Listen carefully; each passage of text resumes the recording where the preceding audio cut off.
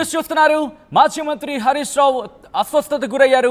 బేగంపేట కిమ్స్ హాస్పిటల్లో బేగంపేటలోని కిమ్స్ హాస్పిటల్లో ఆయనకి చికిత్స అందించడం జరుగుతోంది.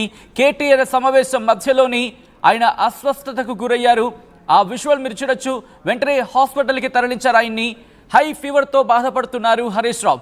విజువల్స్ మీరు చూడొచ్చు. అప్పటికే ఆయన కాస్త అనీజీగా ఉన్నారు. మీరు చూడొచ్చు. మాజీ మంత్రి కేటీఆర్ మాట్లాడుతున్న సందర్భంలో ఆయన అప్పటికే కాస్త అనీజీగా ఉన్నారు.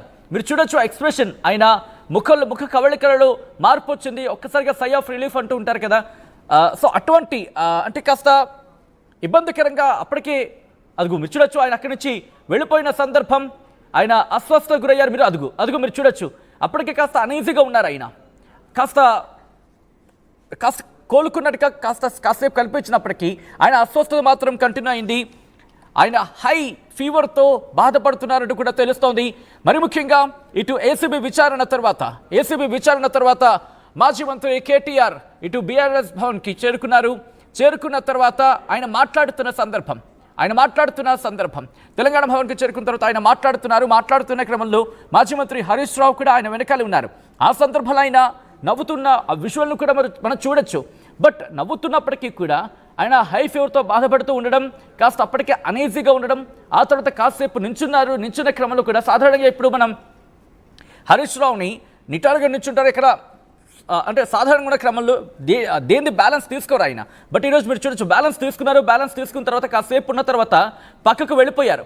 అదిగో ఇక్కడ మీరు చూడొచ్చు. ఆయన కాస్త నీరసంగా ఉన్నారు, కాస్త ఇబ్బంది పడ్డారనేది క్లియర్ కట్గా మనకి అర్థమవుతోంది. సో ఈ క్రమంలోని ప్రస్తుతం ఆయన అస్వస్థతకు గురైనట్టుగా తెలుస్తుంది. బేగంపేటలోని కిమ్స్ హాస్పిటల్లో ఆయనకి చికిత్స అందిస్తున్నట్టుగా తెలుస్తుంది. డాక్టర్లు మా ప్రతినిధి మధు అప్డేట్స్ అందించేందుకు సిద్ధంగా ఉన్నారు. మధు, ప్రస్తుతం హరీష్ రావు ఆరోగ్యం ఎలా ఉంది? అసలు ఏం జరిగింది? సడన్ గా ఆయన ఎందుకు ఇలా అయిపోయారు?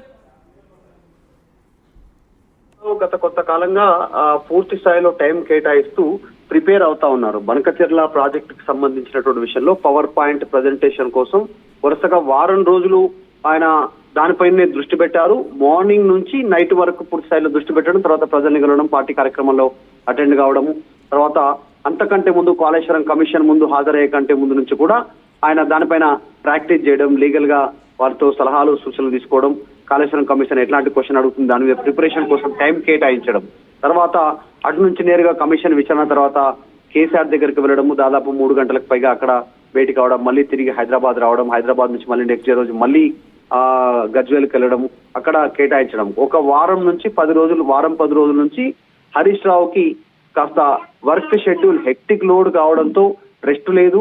దాంతో హై ఫీవర్ తో బాధపడుతున్నట్టుగా తెలుస్తా ఉంది. ఈ రోజు కూడా కేటీఆర్ ఏసీబీ విచారణ సందర్భంగా హాజరు కావడంతో ఉదయాన్నే చేరుకున్నారు.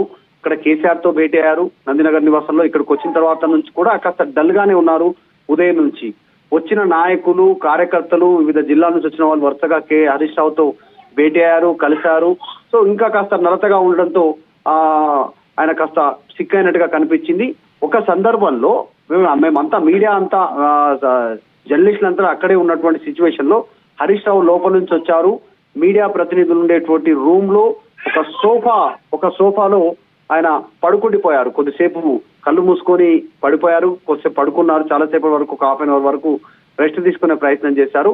అప్పుడే ఆయన బాడీ అంతా కూడా కాస్త హై ఫీవర్ కి గురైనట్టుగా కనిపించింది. కానీ నార్మల్ గా నిద్ర లేనందుకు రెస్ట్ తీసుకుంటున్నారేమో అనేటువంటి చర్చ జరిగింది. తర్వాత ఎగ్జాక్ట్లీ కేటీఆర్ విచారణ ముగించుకొని ఏసీబీ విచారణ తెలంగాణ భవన్ కు వస్తున్న సందర్భంలోనే ఒక అంబులెన్స్ కిమ్స్ నుంచి ఒక అంబులెన్స్ బీఆర్ఎస్ పార్టీ ఆఫీస్కి వచ్చింది, లోపలికి వచ్చింది. ఎవరికి ఏమైంది అని ఆరా తీసే ప్రయత్నం చేశారు, కానీ సమాచారం బయటికి పొక్కనీయలేదు. పెద్ద ఎత్తున ప్యానిక్ అవుతారు పార్టీ క్యాడర్ అనేటువంటిది చెప్పనట్టుగా తెలుస్తా ఉంది. తర్వాత అంబులెన్స్ ని మళ్ళీ తీసుకెళ్లి బయట రోడ్డు పైన పెట్టారు. కేటీఆర్ మాట్లాడుతున్న సందర్భంలో కూడా హరీష్ రావు మాట్లాడారు. అంతకంటే ముందే ఆయన కాస్త డల్ గానే కనిపించారు. హై ఫీవర్ ఉండడంతో ఖచ్చితంగా ఆసుపత్రికి వెళ్లాల్సినటువంటి పరిస్థితి, అడ్మిట్ కావాల్సినటువంటి పరిస్థితి డాక్టర్లు సూచన చేయడంతో నేరుగా బేగంపేట కిమ్స్ ఆసుపత్రికి వెళ్ళి అంబులెన్స్ లో తీసుకెళ్తాము అనేటువంటి సూచన చేయడంతో అంబులెన్స్ వద్దు అంటూ వారించినట్టుగా తెలుస్తా ఉంది. డైరెక్ట్ గా వెళ్ళి ఆయన ఆసుపత్రిలో చేరారు. హై ఫీవర్ కి ట్రీట్మెంట్ తీసుకుంటున్నారు. గత కొంతకాలంగా బిజీ షెడ్యూల్ తో, హెక్టిక్ షెడ్యూల్ తో రెస్ట్ లేకుండా పని చేయడంతో హై ఫీవర్ కి గురైనట్టుగా తెలుస్తా ఉంది. వైరల్ ఫీవర్ గా ప్రస్తుతం దానిపైన డాక్టర్లు చికిత్స చేస్తా ఉన్నారు హరీష్ రావుకి. ఆయన కూడా ఆసుపత్రిలోనే ఉండే అవకాశం ఉంది ఈ రోజు రాత్రి వరకు అంతా కూడా.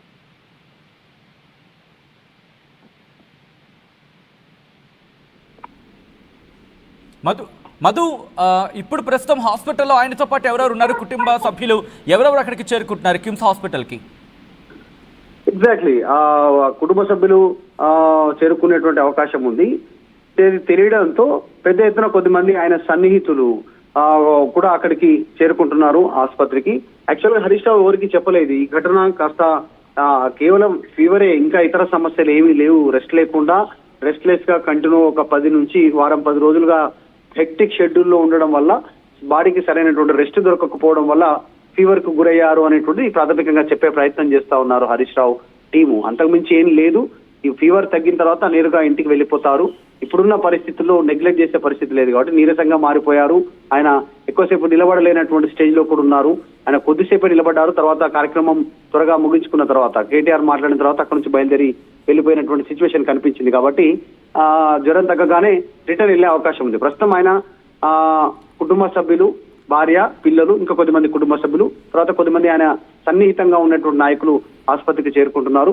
ప్రస్తుతం ప్రమాదం ఏం లేదు కాబట్టి కేవలం ఫీవరే కాబట్టి ఆందోళన చెందాల్సినటువంటి అవసరం లేదనేటువంటిది ఒక మెసేజ్ ఇచ్చే ప్రయత్నం చేస్తున్నారు హరీష్ రావు టీం.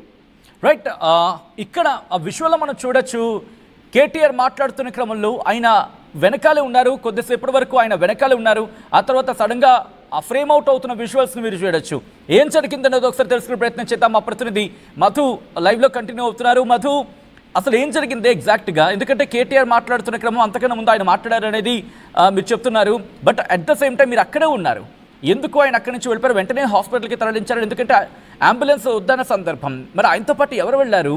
అంతవరకు సినారీ ఎలా ఉండింది? ఎందుకంటే చాలా అనీజీగా కనిపించారు. చాలా ఓపిక, అంటే చాలా నీరసం అయిపోయిన సందర్భం ఎలా ఉంటుందో అటువంటి ముఖ కవళికలు ఆయన మనం గమనించిన పరిస్థితి ఉంది. ఏం జరిగింది ఎగ్జాక్ట్గా? హెక్టిక్ షెడ్యూల్ కారణంగా అలసిపోయినట్టుగా కనిపించింది హరీష్ రావు ముఖం అంతా కూడా. ఆయన కాస్త రెస్ట్ లేకుండా కాస్త ఇబ్బంది పడుతున్నట్టుగా కనిపించింది ఉదయం నుంచి కూడా. కానీ పెద్ద ఎత్తున క్యాడరు, తర్వాత బీఆర్ఎస్ పార్టీకి సంబంధించినటువంటి లీడర్స్ రావడంతో వారికి టైం కేటాయించక తప్పలేదు హరీష్ రావు. ఎందుకంటే కేటీఆర్ విచారణను ఎదుర్కోవడానికి 10 గంటలకు ఏసీబీ ఆఫీస్కి వెళ్లారు. 10 గంటల నుంచి ఇక్కడ దాదాపు 6 గంటల వరకు, అంటే ఈ 8 గంటల సమయం వరకు హెక్టిక్ షెడ్యూల్లో ప్రతి ఒక్క నాయకుడిని, లీడర్ని కలిసే ప్రయత్నం చేశారు లోపల. లాస్ట్ చివరిలో కేటీఆర్ ఏసీబీ విచారణ ముగించుకొని భవన్ కు వస్తున్నారన్నటువంటి ఒక హాఫ్ అన్ అవర్ ముందు, అంటే 5:30కి ఇక ఆయన వల్ల కాక వచ్చి ఆయన ఛాంబర్ లో, ఎవరైతే హరీష్ రావును కలిసేటువంటి ఛాంబర్ ఉందో ఆ ఛాంబర్ లో ఉంటే నాయకుల తాకిడి ఎక్కువ అవుతా ఉంది, ఇంకా వస్తూనే ఉన్నారు కలవడానికి, సమయం ఏదో ఒక రూపంలో సమయం తీసుకుంటున్నారని ఆయన ఇబ్బంది పడి మీడియా కూర్చునేటువంటి ప్లేస్ కి వచ్చారు. మీడియా ఎక్కడైతే దీనికి సంబంధించి రిపోర్టింగ్ చేయడానికి ప్లేస్ ఏదైతే కేటాయించారో ఆ ప్లేస్ లోకి వచ్చారు. వచ్చి మీడియా ప్రతినిధులను రిక్వెస్ట్ చేసి ఒక సోఫా, పూర్తి స్థాయిలో ఒక సోఫాని ఆయన పడుకుని రెస్ట్ తీసుకోవడానికి ఆయన ఉండిపోయారు. ఆ సోఫాలోకి వస్తే పడుకున్నారు. ఒక హాఫ్ అన్ అవర్ కి పైగా ఒక అరగంట నిద్ర తీశారు. నిద్ర తీసుకున్న తర్వాత కూడా ఫీవర్ తగ్గనటువంటి పరిస్థితి, ఇంకా ఫీవర్ ఎక్కువైనట్టుగా కనిపించింది. కానీ వెంటనే చెప్తే షెడ్యూల్ డిస్టర్బ్ అవుతుంది. కేటీఆర్ ఏసీబీ విచారణ ముగించుకుని